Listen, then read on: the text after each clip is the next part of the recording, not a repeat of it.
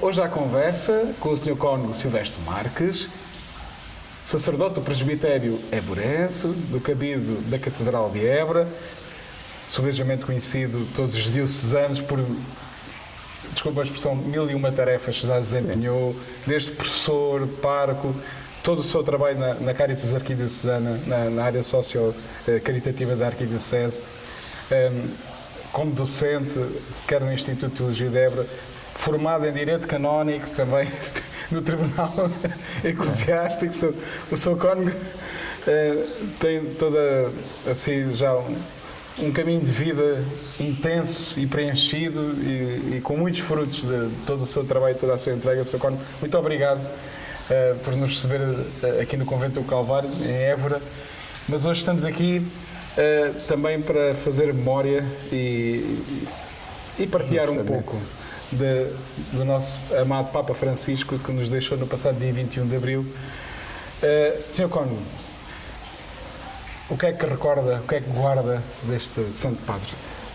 Olha, fico muito satisfeito pela oportunidade que me é dada de poder dar estes testemunhos do Papa Francisco, na medida em que uma grande parte do seu pontificado, como ele vivia em Roma, acompanhei-o muito de perto, não só participando em atos em que ele estava presente, e alguns até em grupos mais restritos, onde naturalmente pude também cumprimentar pessoalmente e partilhar esta relação tão profunda que ele estabelecia com cada um de nós e que eu senti também estabelecer comigo próprio. Portanto, é uma graça que agradeço a Deus e, naturalmente, ter conhecido de perto e acompanhado o pontificado de um comando pontífice que marcou a nossa história de hoje. Está bem de ver tudo aquilo que os meios de comunicação social têm dito a respeito da relação que estabeleceram com o Papa Francisco, mesmo não crentes, é uma coisa verdadeiramente extraordinária. Como sempre, o Espírito Santo não se engana e, portanto, este era o Papa que era preciso para esta época da história humana, para este momento bastante conturbado e atribulado que vivemos, com uma falência de lideranças, de políticos e de estadistas à altura de darem respostas às necessidades que não estão, muitas vezes, à altura de dar as respostas que a humanidade precisaria, com grandes desafios e riscos, e onde o Papa Francisco foi exatamente para todas estas pessoas e para o mundo inteiro, de uma maneira geral, e de maneira muito especial para a Igreja, uma grande figura de referência e um grande testemunho de santidade e de vida evangélica.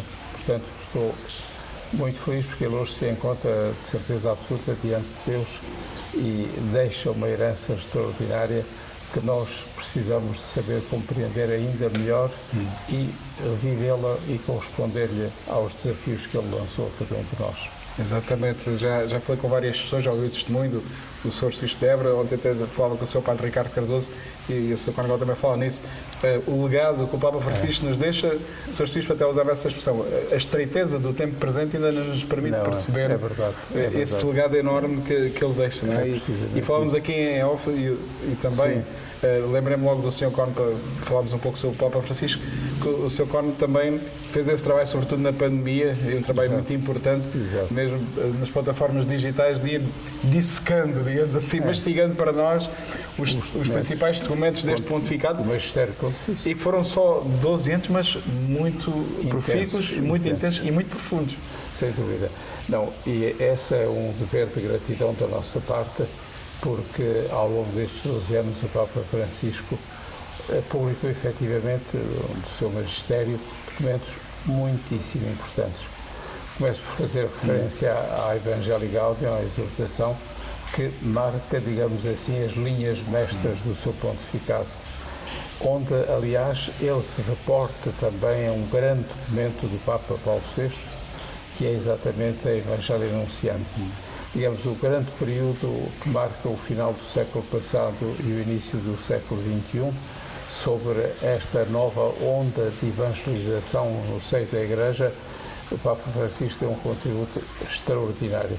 As linhas mestras que são anunciadas nesse documento, que é a Evangelii Gaudium, motivou por esse mundo fora as igrejas locais e não só, mesmo muitas pessoas que não seria de esperar tivessem dado um acolhimento tão grande ao magistério do Papa Francisco, o fizeram, e hoje temos, inclusive, muitas publicações também no mundo católico, mas também no mundo civil, que diz a importância destes documentos publicados pelo Papa Francisco.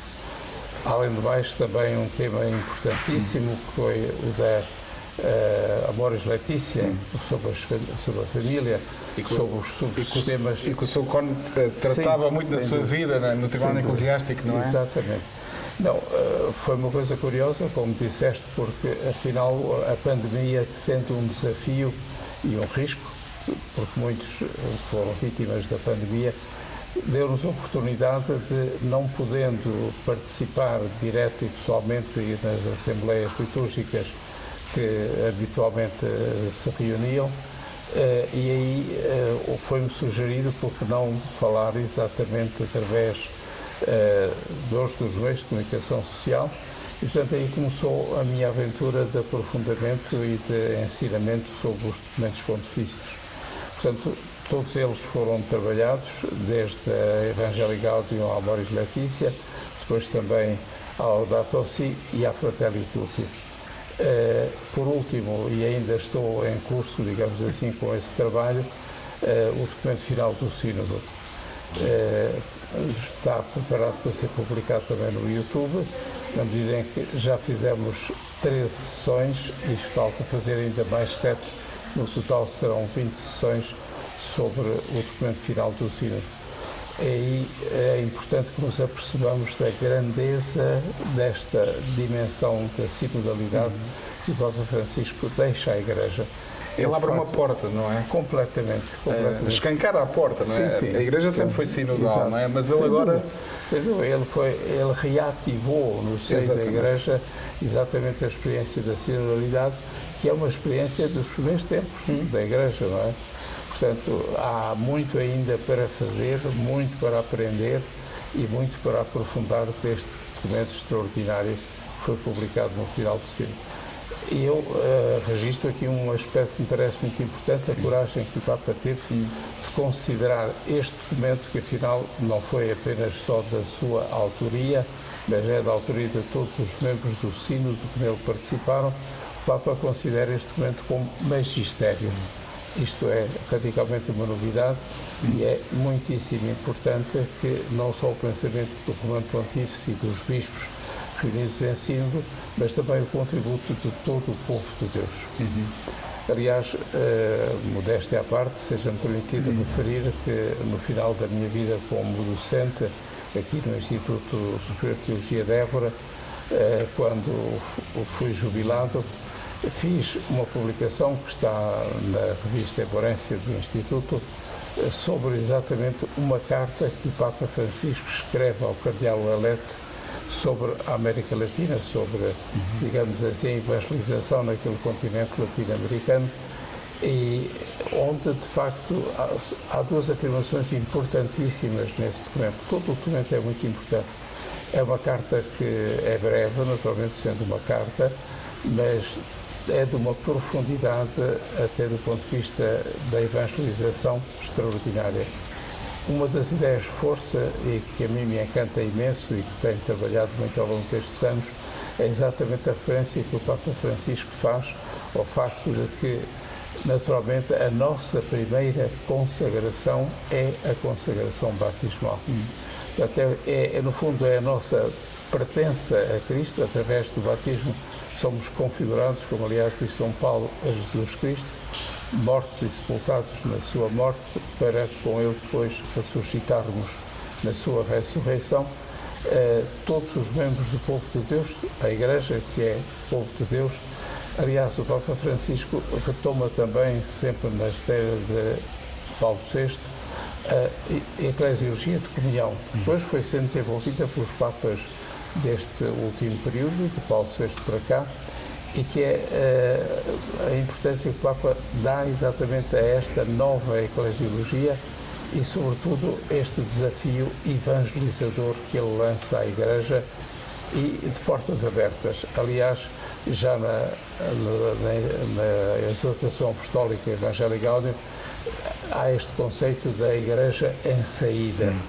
Marcou profundamente a Igreja e marcou profundamente também a humanidade, mesmo aqueles que, porventura, não sendo praticantes, se abriram verdadeiramente ao magistério do Papa Francisco e apreciaram, digamos assim, a novidade que ele trouxe à vida evangélica, mas também à eclesial, mas também à vida civil, à vida cultural, ao mundo de hoje, ao diálogo com as culturas, com os povos.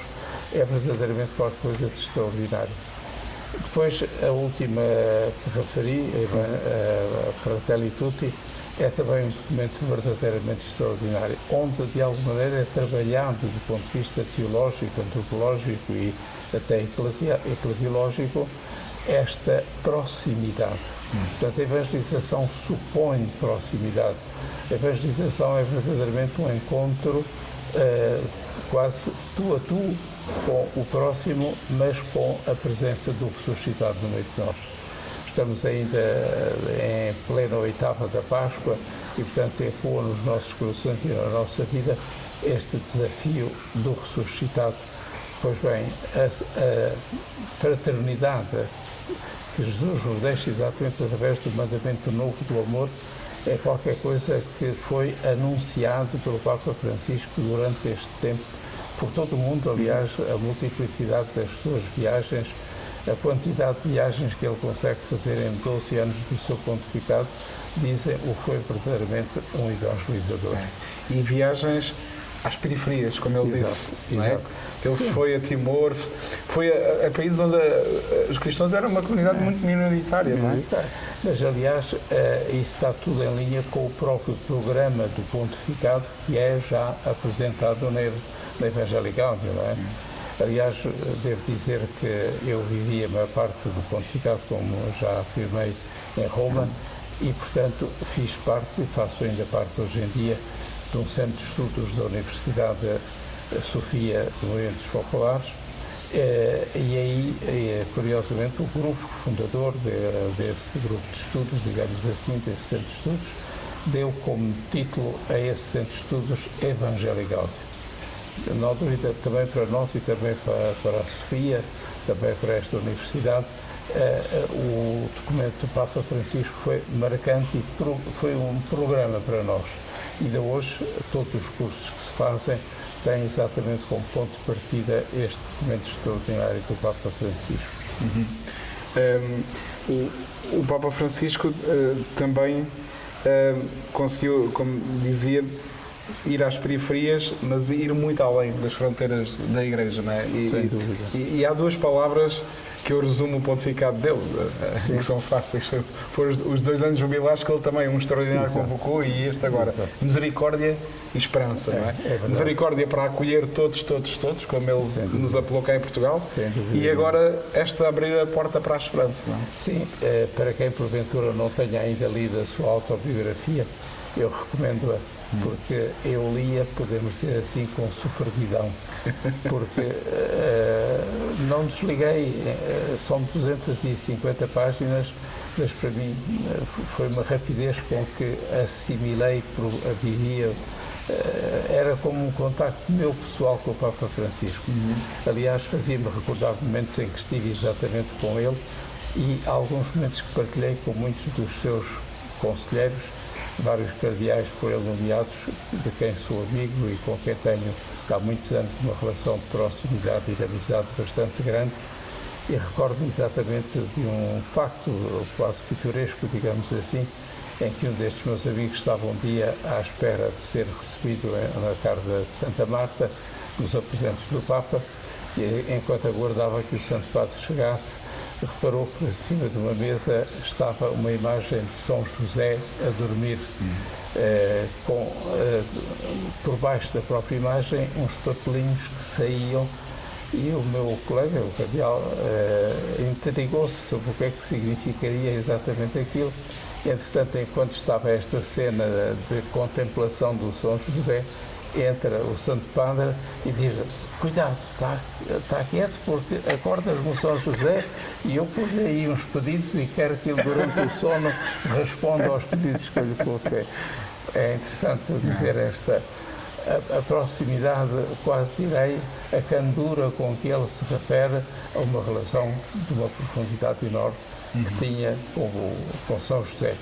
Devo dizer que ele incentivou também, já de sempre grande, a minha devoção a São José, e por isso passei a rezar todos os dias aquela oração que o Papa Francisco fez, exatamente a São José, nessa imagem do seu sono prostrado por terra. É muitíssimo interessante, para dizer, era alguém tão simples. Por isso, quando veio a publicação da entrevista, melhor, da autobiografia, sem dúvida nenhuma foi um deleite para mim compreender a vida daquela personagem extraordinária, porque é como se alguém que está na realidade, que vive no tempo presente, que vive uma história pessoal e com uma história de vocação sacerdotal e chegou até ao pontificado, naturalmente, para dizer que entra pelo coração adentro, é uma pessoa que fala e que nos envolve profundamente naquilo que é o discurso e até, neste caso, a biografia que estava a relatar para todos nós. Aconselho vivamente a quem não a leu que a leia, que eu diria quase que a contemple e que a absorva, porque é verdadeiramente encontrar-se ao vivo com uma pessoa que Deus nos ofereceu à história extraordinária. Ele tinha este dom, o Dom José Alves, agora na missa que a Arquidiocese celebrou no dia 22, dizia isso, conseguia, era um dom de falar de teologia, de conceitos difíceis, mas de uma forma que toda a gente entendia. Uma linguagem que toda a gente entendia, sem dúvida absolutamente nenhuma. Não, e alguém poderia pensar que o Papa Francisco não seria propriamente um pensador e um teólogo, como tinha sido o Papa Bento XVI, mas o pensamento do Papa Francisco é de uma inovação extraordinária, como dizia naquele documento que citei da carta ao Cardeal Ouellet.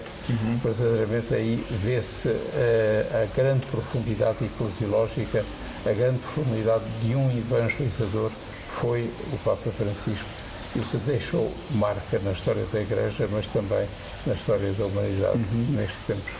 Também se fala desta questão da Casa Comum, da Laudato Si, da ecologia integral, que ele trouxe para o léxico da Igreja, não é? E que é um tema... Sem dúvida, sem dúvida. Eu devo dizer que foi dos documentos que mais me encantou. Provavelmente não escondo que encantaram-me todos, indiscutivelmente, até porque são todas de uma grandiosidade extraordinária. Mas a ecologia, a Laudato Si e a Fraternitude são documentos verdadeiramente fantásticos. Porque, ao fim e ao cabo, como eu digo, aliás, no tal artigo da Eclésia, da Eborência a que fiz referência, de facto, tudo nasce de quê? Do mandamento novo de Jesus. Portanto, a grande mensagem de Jesus é, sem dúvida, a mensagem do amor recíproco e aquilo que o Papa anunciou continuamente através da sua vida é exatamente este amor recíproco. Mas um amor recíproco que é, sobretudo, corajoso, porque desafia as pessoas não só ao encontro pessoal com Jesus Cristo, mas também à compreensão daquela que é a mensagem mais profunda, não somente sobrenatural que o é, acima de tudo, mas como mensagem humana que revoluciona até a própria antropologia.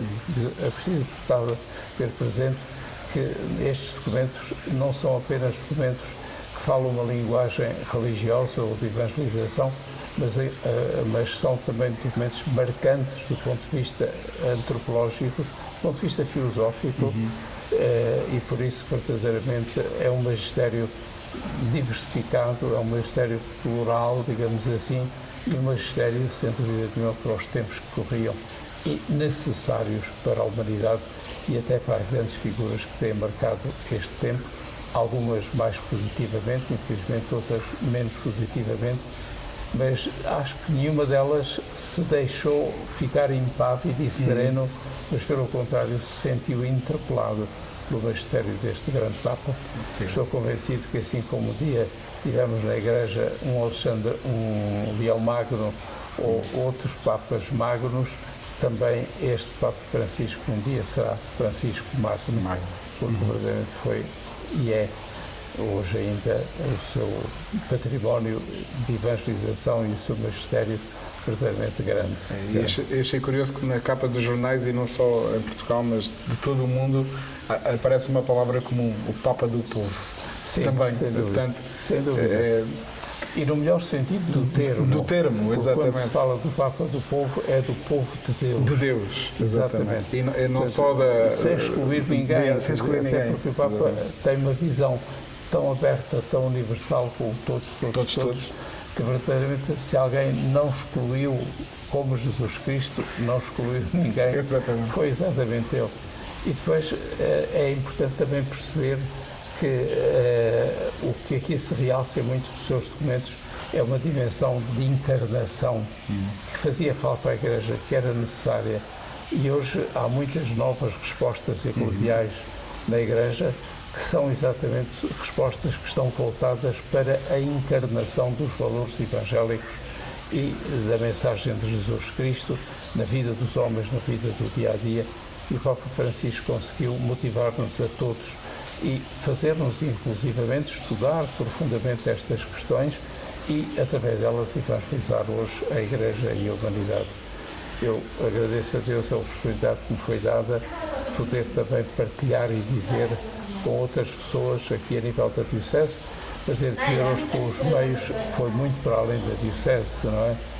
Porque há bocado falávamos também em off das pessoas que hoje seguem os nossos meios de comunicação eclesiais, e eu devo dizer que também no site da nossa paróquia de São Brás e nestes documentos que foram sendo publicados, sem dúvida nenhuma, o número de pessoas que visitavam os sites ou que escutavam exatamente ou que seguiam de perto as sessões via YouTube ou até inicialmente via Zoom, foi verdadeiramente uma experiência muitíssimo interessante e penso que marca aquela que é a característica hoje da evangelização dos tempos que correm nos nossos tempos.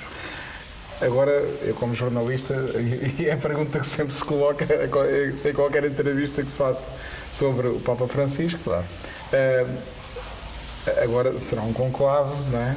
Mas o Sr. Coronel há pouco já falava, não é? E é a experiência que temos, não é? E nós, com uma leitura carente da história, temos essa certeza, não é? Claro. Que Deus e o Espírito Santo iluminará o colégio cardinalício para nos dar o Papa necessário para o tempo que vivemos. Sim, estou certo disso também e devo dizer que Nosso Senhor Jesus não promove aquilo que promoveu através do Papa Francisco, se não é para lhe dar continuidade. Nós sabemos todos que na Igreja há um pensamento plural, ainda bem que é plural, desde que seja em conformidade com a vontade de Deus e com a revelação e com a tradição da Igreja, mas mesmo assim e nessa fidelidade não pode ser plural e é bom que seja plural. Mas devo dizer que, sem dúvida absolutamente nenhuma, é o Espírito Santo que vai escolher, tal como escolheu Francisco, tal como escolheu Paulo VI, e escolheu todos os Papas, também agora o Papa que vai suceder ao Papa Francisco, que será obra do Espírito Santo. Naturalmente podemos compreender que há na sociedade, sobretudo mais do que na Igreja, esta tendência de saber quem são os papáveis. Exatamente, quase como política se tratasse. Exato, já li algumas coisas desse respeito, algumas razoáveis, outras nem tanto. Já vi a lista dos 10 ou dos 12 mais papáveis, segundo a tradição, e eu às vezes rio-me um bocadinho, porque em Roma comentava-se muitas vezes, nesta altura dos conclaves, e diz-se que quem entra Papa sai cardeal. Sai cardeal, não é? De maneira que provavelmente também agora será assim. Sim, o Papa Francisco... Claro, ninguém previa nem constava de nenhuma lista. Não, se constava era no fim da lista. Absolutamente. Mas eu estou convencido que o Espírito Santo vai dar à Igreja um outro grande pontífice e verdadeiramente aquilo que precisamos e que a humanidade inteira precisa. E sobretudo penso que também a Igreja que está já na fase triunfante, aquela que está na contemplação de Deus, será a primeira a interceder junto da Trindade Santíssima para que o Espírito Santo dê à Igreja o Papa que todos nós precisamos e que a própria humanidade, neste momento somente difícil, com as guerras, com todos os conflitos mundiais, com todos os desafios, desde a inteligência artificial a outros que são grandes desafios a nível mundial. E, portanto, é importante que, tal como o Papa Francisco teve um papel extremamente aceito por toda esta humanidade que vive o nosso tempo, de certeza absoluta também o Papa, também agora o Espírito Santo não deixará de nos dar e de dar à Igreja e à humanidade o Papa que precisamos para o tempo que estamos a viver. Sr. Conde Silvestre, muito obrigado por estas suas palavras, por esta sua testemunha, que respondeu perfeitamente, sabia que... É para mim também uma satisfação e uma graça, neste momento em que a vida, naturalmente, já não tem a pujança de outros anos, claro, os meus quase 79 anos, mas tem, as limitações de saúde. Mas tem o conhecimento e a vivência e a... Sim, e sobretudo a alma não tem idade. Não é? tem, sem dúvida. E a vivência espiritual lança-nos noutra dimensão. Precisamente a tal dimensão da encarnação, não é? Portanto, se me é permitido dizer isto ainda, é curioso que na fase final da vida do Santo Padre Francisco, o retiro que foi feito na Santa Sé tivesse sido dedicado exatamente à vida eterna. Eu já ouvi mais do que uma vez, bem mais do que uma vez, todas as conferências que estão ao vivo, naturalmente, também nos meios de comunicação social, que são verdadeiramente extraordinárias, são 10 conferências espantosas que eu recomendo também a todos que as leiam e que certamente terão agradado imenso ao Papa Francisco. E devo dizer que nós precisamos de nos dar conta, é o título de uma das conferências, nós, ao contrário daquilo que a cultura de hoje tende a fazer de nós, não somos imortais, mas somos eternos. Exato. Ou seja, nós somos chamados e foi-nos dada a possibilidade, se nós assim quisermos, de participar na vida eterna. E, portanto, a vida eterna começa com o nosso batismo e, ao longo dos anos da nossa vida, ou aprendemos a estar nessa dimensão de vida eterna, que é o Reino de Deus, ao fim e ao cabo, Jesus anunciou, que é o Evangelho vivido, ou então dificilmente teremos compreendido o que significa o seguimento de Cristo e o que significa o nosso testemunho de fé no seio da Igreja e também, sobretudo, no seio da história. Sr. Conde Silvestre, muito obrigado. Muito obrigado a ti e pela certamente oportunidade que me deste. Voltaremos a conversar noutras alturas, Com porque certeza. é beber também da sua fonte de conhecimento e da sua espiritualidade. Graças a Deus pelo Santo Padre que tivemos. Sem dúvida. E pedimos-lhe que nos dê outro Papa grande como Papa Francisco. Exatamente. Muito obrigado. Muito obrigado. Voltamos a marcar assim encontro numa próxima conversa de Ser Igreja. Até lá, se Deus quiser.